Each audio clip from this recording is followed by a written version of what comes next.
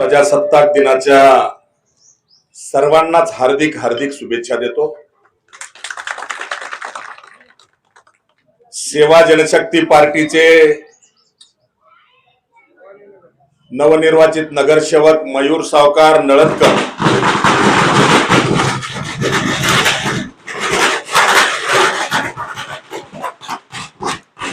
उद्घाटन प्रसंगी व्यासपीठावर उपस्थित असलेले या कंधार नगरीचे लोकनियुक्त नगराध्यक्ष सन्माननीय शाहूराजे नळगे, या कंधार नगरीचे उपनगराध्यक्ष सन्माननीय मन्नानभाई चौधरी, व्यासपीठावर उपस्थित नगरपालिकेतील नवनिर्वाचित सर्वच नगरसेवक, त्यामध्ये ज्येष्ठ नगरसेवक सुधाकर अण्णा कांबळे, सन्माननीय रामभाऊ बनसोडे, सन्माननीय शेख सुलेमान भाई, व्यासपीठावर उपस्थित एक बहुजन चळवळीतलं नेतृत्व सुरेशराव राठोड, कोटबाजारचे माजी सरपंच सन्माननीय अजिमभाई, व्यासपीठावर उपस्थित नगरसेवक दिलीपराव देशमुख, राजूभाऊ सोनकांबळे, महेश पिनाटे, व्यासपीठावर उपस्थित नगरसेवक सन्माननीय दिलीपराव पवार, आमचे सेवा जनशक्ती पार्टीचे ज्येष्ठ नेते आमचे हैदरभाई, सेवा जनशक्ती पार्टीचे दोन्ही तालुक्याचे तालुका अध्यक्ष सन्माननीय गोविंदराव हबगुंडे, कंधारचे तालुका अध्यक्ष सन्माननीय प्रल्हाद पाटील गोरबांड,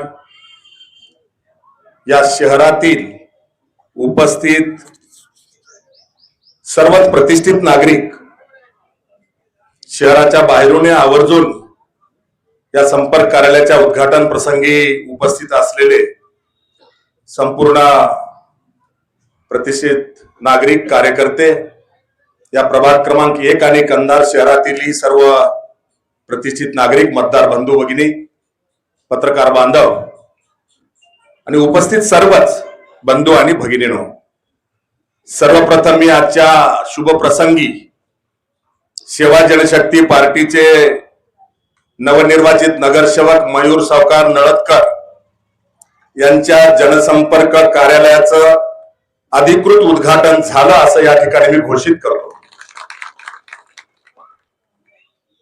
सर्वांना धन्यवाद देताना प्रभाग क्रमांक 1 मधल्या मतदार बंधू भगिनींनाही मला धन्यवाद दिले पाहिजे। एक नवखा कार्यकर्ता, परंतु सचोटीचा निष्ठावान कार्यकर्ता, सामान्य कार्यकर्ता मयूर सावकार नळदकर सारख्या तरुणाला प्रभाग क्रमांक 1 मधल्या मतदार बंधू भगिनींनी, जनतेने मतदान रूपी आशीर्वाद दिले आणि सेवा करण्याची संधी दिली। त्यामुळे मी पहिल्यांदा आपल्या सगळ्यांचे जाहीर आभार व्यक्त करतो। संपर्क कार्यालय किंवा जनसंपर्क कार्यालय हे कशासाठी आहे, मयूर सावकारनी उल्लेख केला किंवा वक्त्यांनी बोलताना खूप चांगल्या भावना व्यक्त केलेल्या आहेत। मन्नानभाई, रामभाऊचाही बोलण्याचा उद्देश तसा नसेल, त्यांनी उल्लेख केला कळपात या, त्याचा अर्थ त्यांचा असा होता की या नगरपालिकेमध्ये 20 नगरसेवक आणि 1 नगराध्यक्षाच्या कळपात या, असा त्याचा अर्थ आपण चांगला अर्थ घेऊ। कंधार नगरपालिकेच्या माध्यमातून जी आपली सर्व टीम या ठिकाणी जनतेने निवडून दिलेली आहे, त्यांच्या माध्यमातून सकारात्मक भूमिका घेऊन शहराचा विकास कसा साधता येईल यासाठी तुम्ही सर्वच जण प्रयत्नशील आहात, याबद्दल आमच्या मनात काही शंका नाही।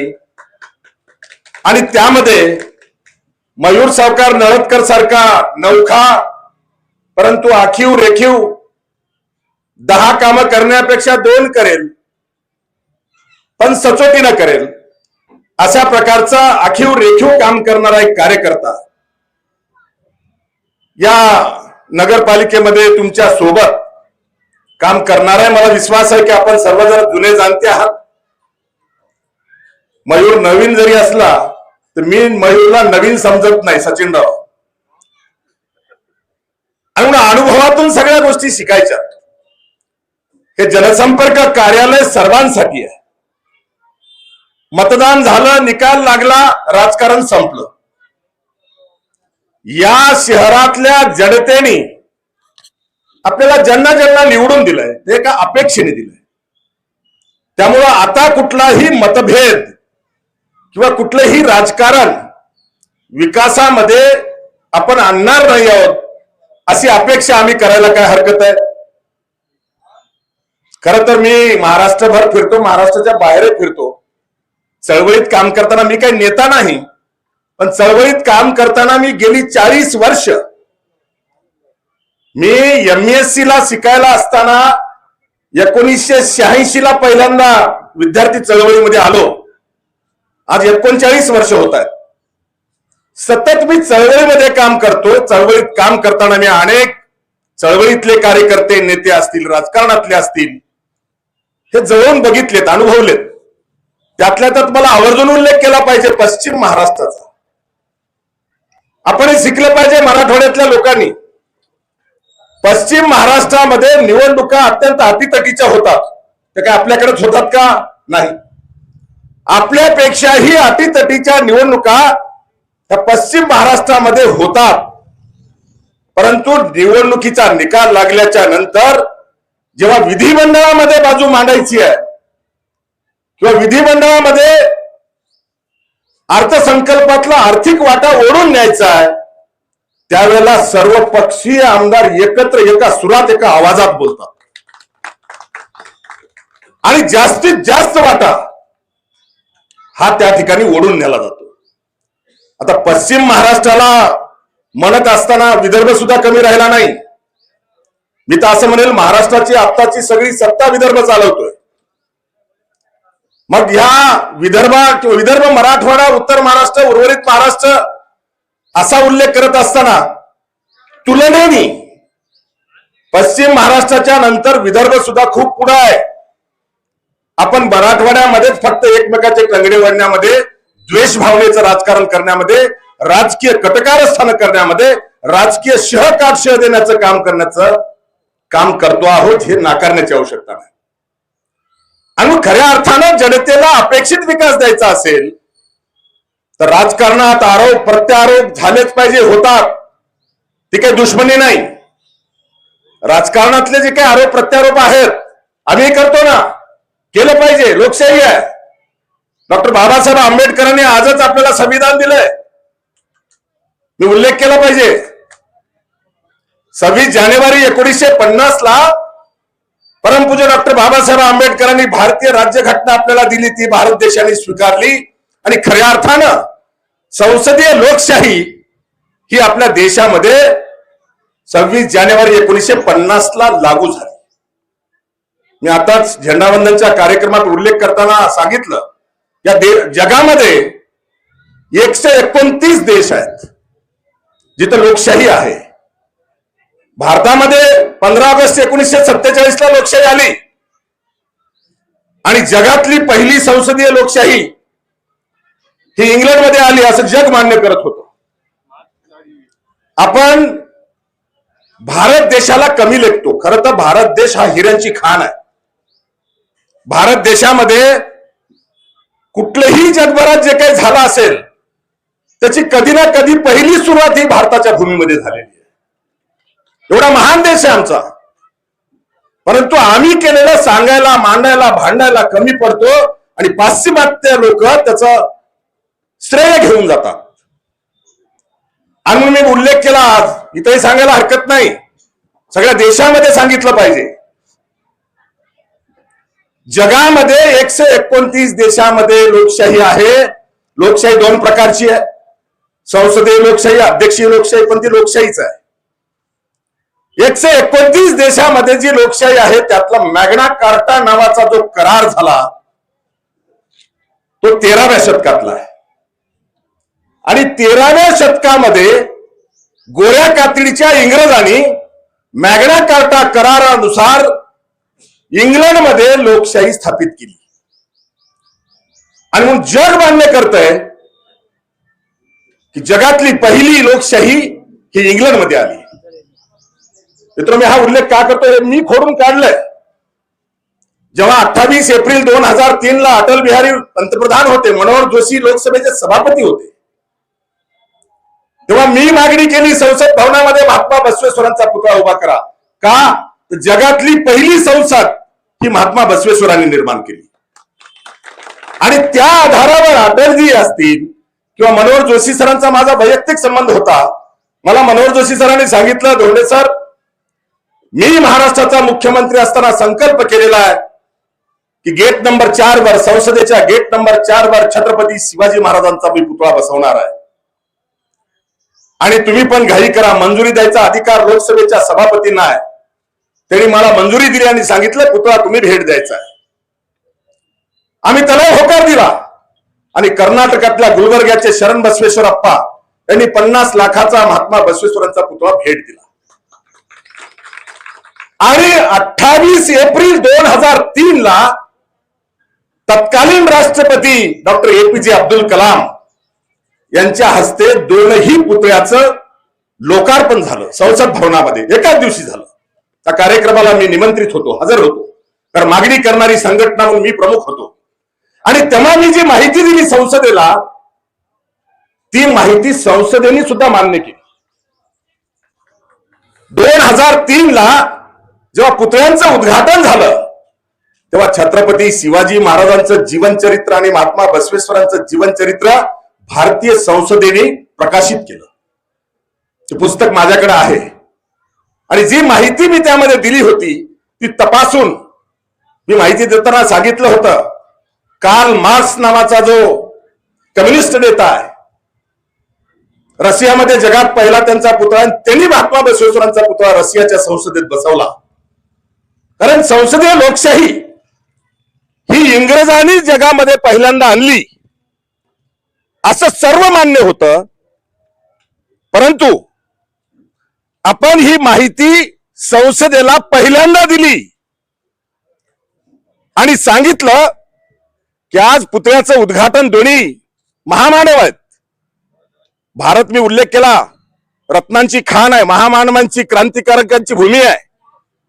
आणि मग सगळेच क्रांतिकारक, सगळेच महामानव जर आपण तपासले, 1-2 नावं घेता येणार नाहीत, सगळे महामानव, मग ते कोण्या जाती धर्माचे असू द्या, हे आमच्या भारत भूमीचं सोनं आहे, आमच्या भारत भूमीचे रत्न आहेत. आणि या भारत भूमीमध्ये किंवा जगामध्ये मांडायला आणि भांडायला आम्ही कमी पडतो आहोत. त्याचं उदाहरण देऊन मी लोकशाहीचा दिन आहे म्हणून मुद्दाम उल्लेख करतोय. याचा उल्लेख या ठिकाणी झाला पाहिजे की जग पूर्ण मान्य करतं, इतिहासामध्ये नोंदी केल्या गेल्या त्या चुकीच्या केल्या गेल्या. मॅग्ना कार्टा नावाचा करार होऊन 13व्या शतकामध्ये इंग्लंडमध्ये पहिली संसद स्थापन झाली असं जग मान्य करत होतं. पण आम्ही त्याला छेद दिला आणि सांगितलं की 13व्या शतकामध्ये इंग्रजांनी लंडनमध्ये संसद बांधली आणि पहिली संसदीय लोकशाही तिथं आली हे जग मान्य करायला लागलं. परंतु त्याच्या अगोदर 100 वर्ष अगोदर इंग्रजांनी 13व्या शतकामध्ये संसदीय लोकशाही आणली. पण भारताच्या कर्नाटक राज्यातल्या बसव कल्याण या ठिकाणी क्रांतीसूर्य जगज्योती महात्मा बसवेश्वरांनी 12व्या शतकामध्ये अनुभव मंडप नावाची धर्मसंसद स्थापन केली. ज्या धर्मसंसदेचे अध्यक्ष हे अल्लम प्रभू दलित होते. ज्या अनुभव मंडपामध्ये 770 गण होते त्यातल्या 70 महिला होत्या आणि 700 पुरुष होते. कशाला लोकशाही म्हणायचंय? संसदेमध्ये असेल, विधिमंडळामध्ये असेल, नगरपालिकेच्या सभागृहात असेल, सामूहिक निर्णय पद्धती म्हणजे लोकशाही. कायदेमंडळ जे आहे जिथं सामूहिक निर्णय होतात, अध्यक्ष निवडून दिले किंवा मुख्यमंत्री निवडून आले, एकटे मुख्यमंत्री किंवा एकटे पंतप्रधान निर्णय करतात का? अजिंबाई करतात का? नाही ना. तसं नगरपालिकेमध्ये, ग्रामपंचायतीमध्ये सुद्धा सामूहिक निर्णय पद्धती म्हणजे लोकशाही. आणि सामूहिक निर्णय पद्धती अल्लम प्रभूच्या अध्यक्षतेखाली 12व्या शतकामध्ये महात्मा बसवेश्वरांनी बसव कल्याणला अनुभव मंडप स्थापन केला आणि तिथं 770 गण होते. जसे आज लोकसभेत खासदार आहेत, विधिमंडळात आमदार आहेत, नगरपालिकेत नगरसेवक आहेत, तसे त्या विधिमंडळामध्ये, अनुभव मंडप नावाच्या विधिमंडळामध्ये 12व्या शतकामध्ये 770 गण शरण आणि शरणी होत्या. तेव्हा महिलांना सुद्धा अधिकार दिला होता आणि तिथं चर्चा होऊन सामूहिक निर्णय घेतले जायचे. आणि याचा जगात पहिल्यांदा अभ्यास जर कोण केला असेल तर इंग्रजांनी. आणि इंग्रजांनी त्याचा अभ्यास केल्यानंतर त्यांनी मॅग्ना कार्टा नावाचा करार, खूप मोठा करार आहे, त्यामध्ये सगळे कलम आहेत, आणि त्या करारानुसार 13व्या शतकामध्ये इंग्लंडमध्ये पहिली लोकशाही आली असं म्हणायला सुरुवात झाली.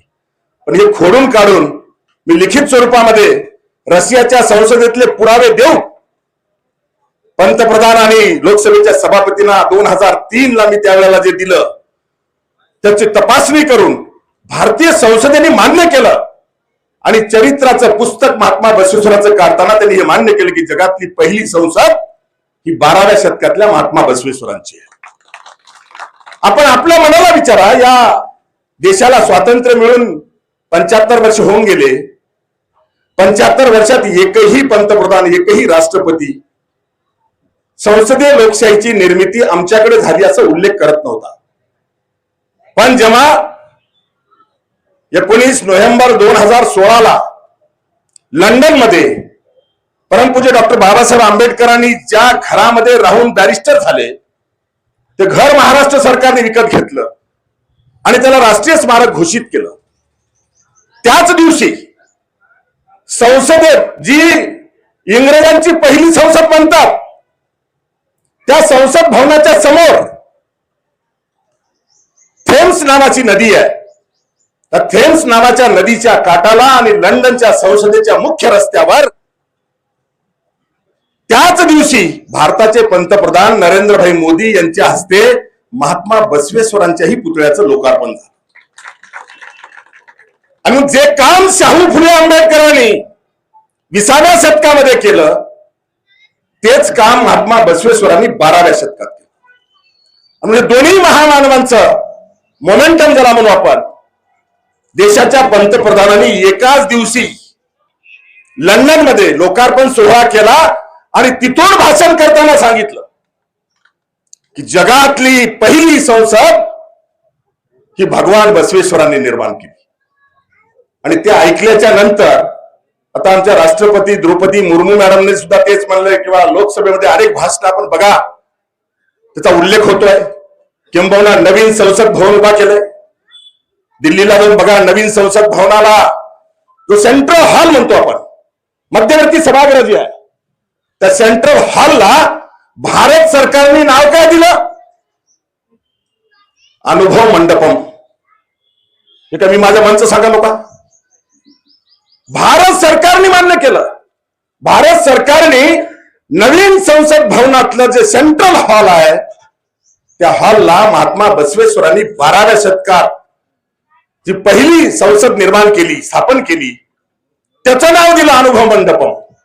आणि आम्ही भारतीय लोक एकमेकाचे टंगडे वाढण्यात आणि एकमेकाच्या जातीमध्ये द्वेष करण्यामध्ये मिळतो, त्याच्या वर उठलो पाहिजे आम्ही. तसंच नगरपालिकेत सुद्धा आपण त्याच्या वर उठू. मनान भाई, नगरपालिकेमध्ये सुद्धा आमचा वारसा, आमचा विचार, आमचा संस्कार जो आहे या भारतभूमीचा, तो व्यापक आहे. याला आम्हाला जाती पाती धर्म आडवे येऊ शकत नाहीत. नगरपालिका, तालुका, जिल्हा किंवा राज्य आडवे येऊ शकत नाही. विकासाकडे जाताना पक्षाचे जोडे, राजकारणाचे जोडे बाजूला ठेवून कंधार नगरपालिकेच्या सभागृहामध्ये आपण सर्वच जण विकासासाठी एकमतानं काम करावं अशी अपेक्षा मी या ठिकाणी व्यक्त करतो.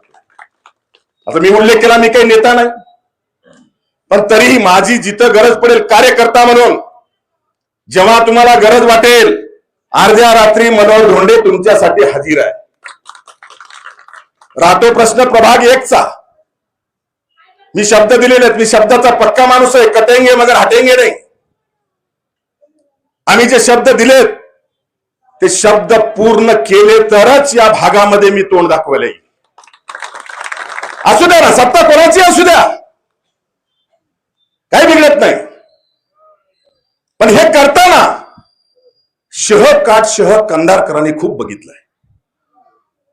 माझी विनंती आहे नगरपालिकेला, शहच्या वर उठा. झालं गेलं, गंगाला मिळालं, संपलं. आता कोण निवडून आलं, कोण पडलं बघू. 5 वर्षानंतर पुन्हा एकमेकाचे कपडे फाडू. अमित भाई, 5 वर्ष काही गरज नाही त्याची हे करण्याची.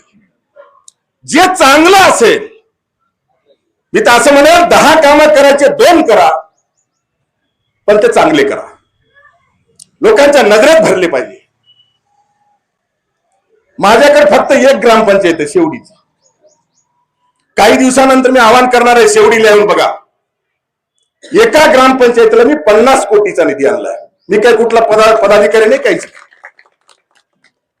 त्यामुळे सरकार कोणाचं असो, चांगल्या कामाला कुठल्याही पक्षाचा नेता असू द्या, त्यांच्या विरोधाला एक मर्यादा असते.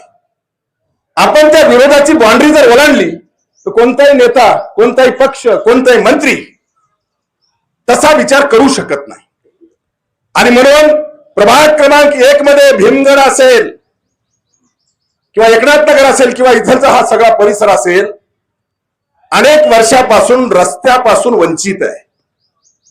नगराध्यक्ष, उपनगराध्यक्ष, सगळी नगरसेवक आपण आहात.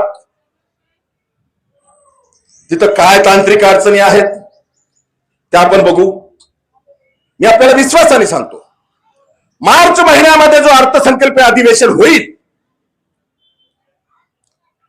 आता मन्नान भाईचे नेतेच तिकडे अर्थमंत्री आहेत, पण काळजी करू नका, काळजी करू नका.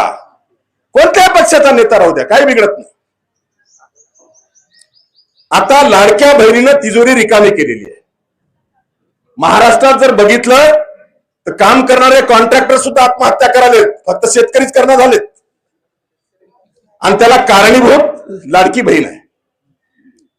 जिल्हा परिषदा बाकी आहेत, 12 होत आहेत, उद्या 7 तारखेला संपतात. असं वाटलं होतं की 21 जानेवारीला सुप्रीम कोर्टाच्या ओबीसी आरक्षणाचा निकाल येईल आणि लगेच दुसऱ्या 17 जिल्हा परिषदेचा प्रोग्राम जाहीर होईल, परंतु तसं झालं नाही. सुप्रीम कोर्टामध्ये निकाल आला नाही, तारीख वाढली. त्यामुळे आता उरलेल्या 17 जिल्हा परिषदच्या निवडणुका एप्रिल किंवा मे मध्ये होतील. वेळ आहे, मधला काळ आहे, मध्ये अधिवेशन होणार आहे.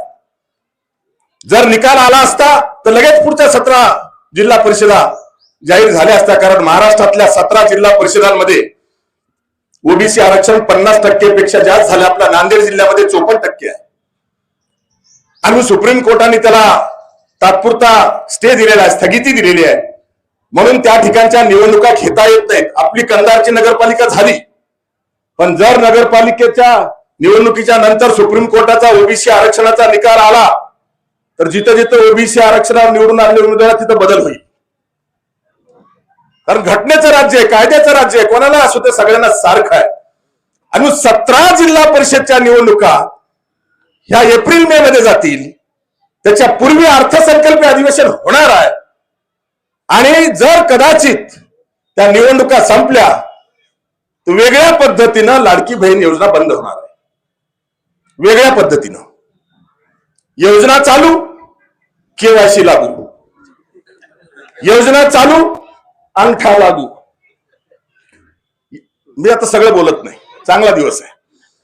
त्यामुळे ही योजना जेव्हा बंद होईल, 55,000 लाख कोटी रुपये हे महाराष्ट्राच्या तिजोरीतले त्या योजनेवर जात आहेत. ज्या दिवशी ते बंद होईल, कमी होईल, तेव्हा तो आकडा इकडे वाढेल आणि मग विकासाला पैसे मिळतील. मी काही बड्या मारणाऱ्यापैकी नाही, जे बोलेल ते करेल मी. त्यामुळं जेव्हा अर्थसंकल्पीय अधिवेशनामध्ये तरतुदी होतील आणि त्यानंतर निधी उपलब्ध होईल तेव्हा प्रभाग क्रमांक 1 साठी 5 कोटी रुपये आणायची जबाबदारी माझी आहे. सगळे रस्ते करू, एका रस्ता ठेवणार नाही, सगळे रस्ते. अर्थमंत्री असू द्या, मुख्यमंत्री असू द्या, उपमुख्यमंत्री असू द्या, चांगल्या कामाला कोणी नाही म्हणणार नाही. आणि ते आणल्याच्या नंतर श्रेय मनोहर धोंडेला नको, श्रेय तुमच्या नगरपालिकेला. आणि त्या नगरपालिकेमध्ये आमचा एक इरवाडाचं कणीस एकच. पण मयूरला खरं तर त्याचं अभिनंदन केलं पाहिजे. मयूरचं का टाळ्या कमी वाजवल्या तुम्ही? टाळ्या कमी वाजू नका. माझा दावा आहे एखाद्या नगरसेवकाचं अशा पद्धतीचं सुसज्ज जनसंपर्क कार्यालय नांदेड जिल्ह्यात नाही. मी मुंबईतले अनेक जनसंपर्क कार्यालय पाहतो. जशी कॉर्पोरेट ऑफिस असतात मुंबईतल्या महापौरांचं, नगरसेवकांचं, आमदारांचं ऑफिस आपण जाऊन बघा. मुंबईच्याही लोकप्रतिनिधीच्या जनसंपर्क कार्यालयाला लाजवेल असं जनसंपर्क कार्यालय मयूर सावकार नळदकरने आपल्या कंधार नगरीमध्ये केलंय. काही हेवा वाटण्याची गरज नाही, द्वेष करण्याची गरज नाही. स्पर्धा, हेल्दी स्पर्धा करा. मयूर सावकारनं असं कार्यालय केलंय, उद्या मन्नान भाईनं तसं केलं पाहिजे, परवा सुलेमान भाईनं असं केलं पाहिजे. चांगली स्पर्धा करू आपण, काय हरकत आहे? हो राजू भाऊ, चांगली स्पर्धा. बघा, राजकारण, पक्षी राजकारण सोडून द्या. माझे दुश्मन नाही, विरोधक म्हणून जे जे कोणी असतील, जेव्हा माझी गरज भासेल किंवा मनोहर धोंडे सारखा कार्यकर्ता इथं आपल्याला उपयोगी पडेल असं वाटेल त्या दिवशी फक्त आवाज द्या. तुमच्या हाकेला ओ नाही दिली तर माझं नाव बदला आणि आपण चांगलं काम करू. पश्चिम महाराष्ट्राचा, विदर्भाचा आदर्श घेऊ आणि मराठवाड्यामध्ये काटशहाचं राजकारण जे चालू आहे त्याला शह देऊन विकासाच्या राजकारणाची पायाभरणी ही कंधार नगरपालिकेपासून आपण सुरू करू ही अपेक्षा मी व्यक्त करतो. आणि प्रभाग क्रमांक 1 मधले मतदार बंधू भगिनीच नाही तर कंधार शहरातलेही नागरिक कुठलीही अडी अडचण घेऊन आले तर आमचे मयूर सावकारकडे तुमची अडचण मांडा. त्यांच्या लेवलला असेल तर पूर्ण नगरपालिका आपल्या सोबत आहे, ते सोडवतीलच. अध्यक्ष, उपाध्यक्ष, नगरसेवक सगळे विचाराने आपण एक झालं पाहिजे. आता ते सोडवतीलच. जिथे मयूर सावकार तुम्हाला झेपत नाही असं वाटेल, रात्री 2 वाजता मनोहर धोंडेला फोन करायचा. तुमच्या प्रभागातलं एकही काम अडणार नाही याची गॅरंटी मी आपल्याला या ठिकाणी देतो. आणि या जनसंपर्क कार्यालयाला जनतेच्या सेवेचं मंदिर समजा. आणि या कार्यालयामध्ये येणारा दिनदुबळा, गोरगरीब, आणला नडला जोही कोणी असेल तो प्रत्येक जण अडचण घेऊन आल्याच्या नंतर मला विश्वास आहे मयूर सावकार त्या अडचणी सोडवतील. त्यांच्या आवाक्याच्या बाहेर गेलं तर नगरपालिका साथ देईल आणि त्याच्याही पुढे गेलं तर मनोहर धोंडे हजीर, एवढा विश्वास देतो आणि थांबतो. जय हिंद, जय महाराष्ट्र, जय शिवा.